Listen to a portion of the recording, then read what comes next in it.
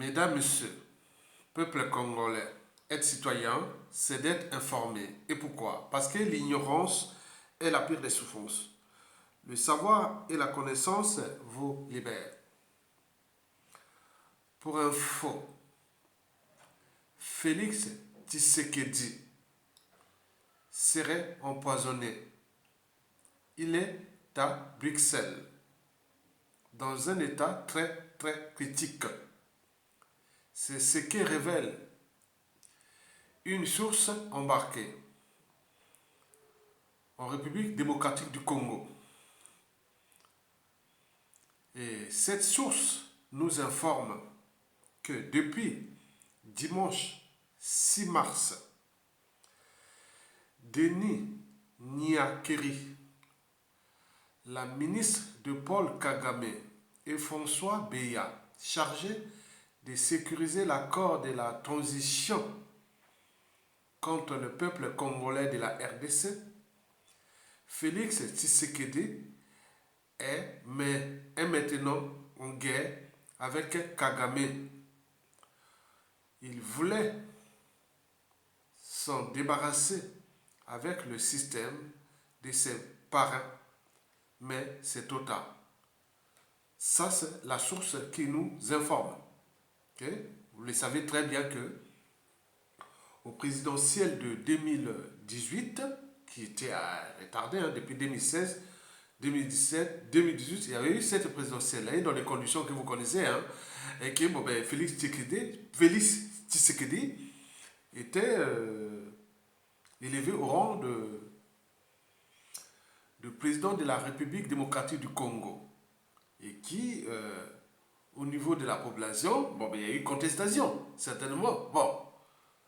Le président élu serait Martin Fayulu, mais là, vous comprenez ça, on est bien d'accord. Donc cette affaire est en cours. Il semblerait que Félix Tshisekedi aurait trahi le pacte, parce qu'il voudrait s'en débarrasser de ses parrains ougandais, rwandais et autres. Donc, on ne sait pas. Donc, nous suivons cette affaire-là. Mais allons voir un peu du côté de ce site-là qui s'appelle Actualité CD.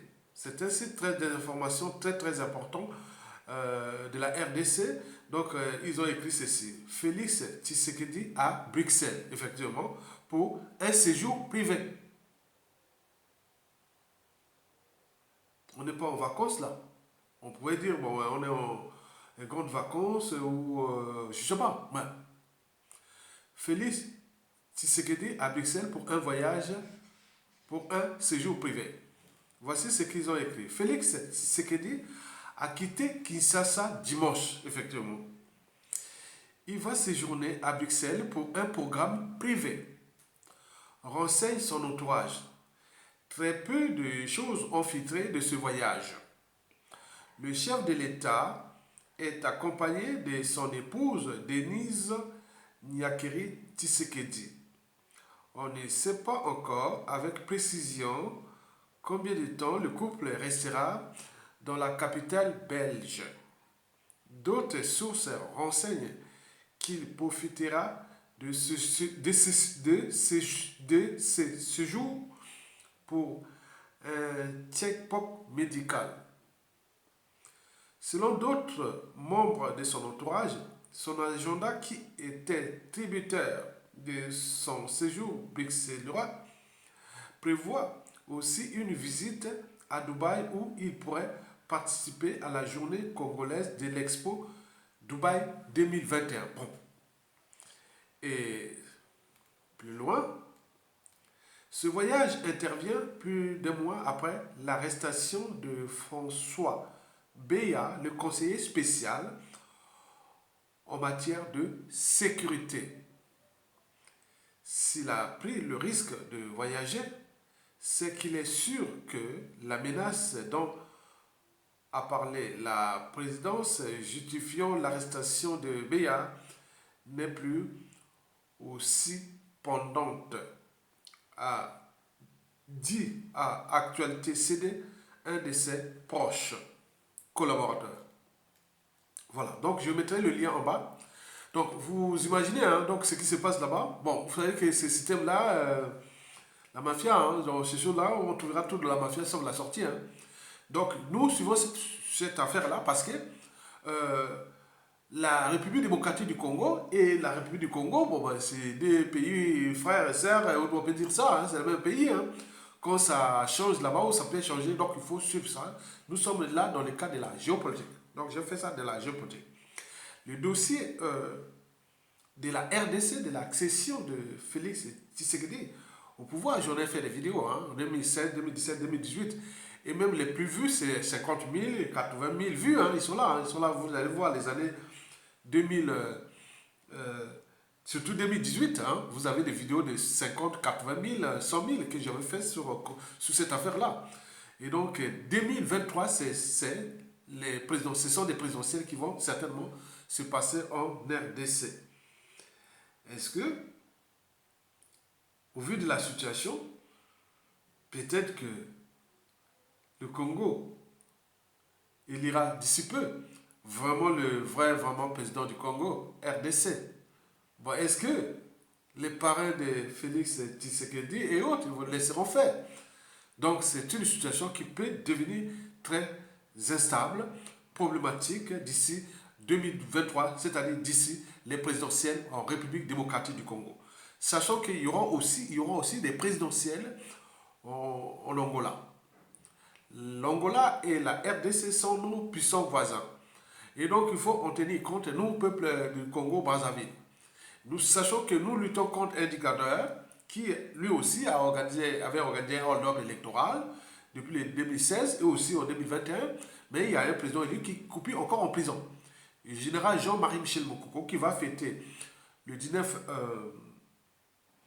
mars 2022, c'est 75 ans en prison, injustement incarcéré. Donc c'est une situation politique trouble en tenant compte des enjeux géostratégiques qui se dessinent, en tenant compte de la situation de la guerre russo-ukrainienne et des bouleversements géostratégiques et surtout que la République démocratique du Congo est au cœur des enjeux des matières premières stratégiques qui nourrissent les technologies civiles et militaires stratégiques. Le Congo, Kinshasa, est au premier rang mondial de la production de plusieurs minéraux. Un pays de 2 millions 345 000 km². Aujourd'hui, on peut dire 90 millions d'habitants. Hein, le premier réseau hydrographique du continent et du monde, le deuxième du monde, parce qu'il y a le fleuve Congo. Le premier réseau forestier d'Afrique et hydrographique, oui, bien sûr, aussi des terres. Donc, c'est ce pays-là, c'est un scandale géologique. Et ce pays-là, aux mains des vrais Congolais, va devenir d'ici peu la première puissance économique et militaire d'Afrique d'ici la fin du siècle. Donc, ce sont ces processus-là qui sont en cours. Je vous l'avais dit que, malgré les apparences, Félix Tshisekedi, c'est un Congolais. Il est né le 13 juin 1963 à Kinshasa, la capitale. Il était né le 1er et le 3.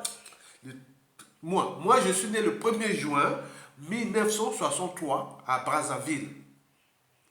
1er juin 1963 à Brazzaville. Lui, si c'est que dit, le 13 juin 1963 à Kinshasa. Donc, moi, je sortais de l'hôpital. Peut-être lui, il rentrait de l'hôpital.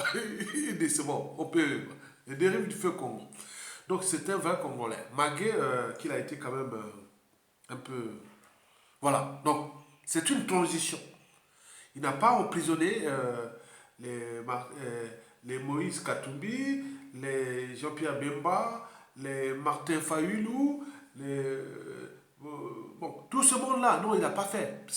Donc, lui, quelle que soit l'issue des élections à venir, bon, il restera libre et digne dans son pays. Hein. C'est pas comme Sassou Nguesso qui a emprisonné tous ces opposants ou comme Mokoko ou assassiné comme Guy Brice Pafé Kolela. Mais je vous dis sincèrement, le problème de Félix Tshisekedi, c'est sa santé. En tenant compte de son pacte. Parce que les autres, peut-être, ne voudront pas que... Voilà. Donc, peut-être qu'il y a eu trahison autre. Vous savez qu'on a arrêté un agent de... je ne sais pas, le patron des renseignements, je ne sais pas quoi. Non, je ne sais pas quoi. Voilà, les choses de sécurité comme ça. Voilà. Donc, il y a eu des pactes.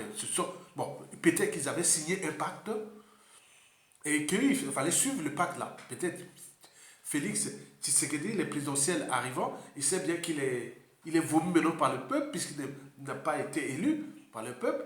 Et donc là, il se trouve dans une situation compliquée. Donc il cherche à s'affranchir de ses parrains. Mais là, dans la mafia, tu trouveras tout dans la mafia, sauf la sortie. Et donc là, ça doit être dangereux pour lui. Peut-être qu'il peut perdre sa vie.